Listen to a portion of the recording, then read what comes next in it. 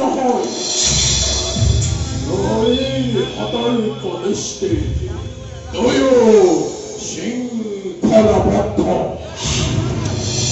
তুমি একো চিন্তা নকৰিবা পিতা মোৰ প্ৰাণবলীয় আগমনৰ উপলক্ষে যজ্ঞৰ অভ্যৰ্থনাৰ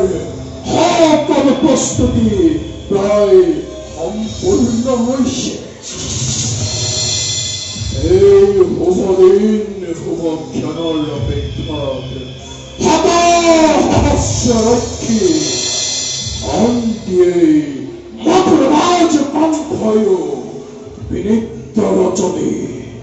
যাপন কৰিছে মই এতিয়া যাওঁ পিতা তোমাকে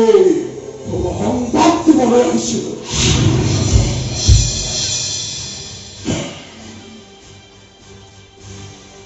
অক্ৰোৰ পৰা পিতাক মন্ত্ৰণা দিয়াৰ পৰা বিৰত থাকিবা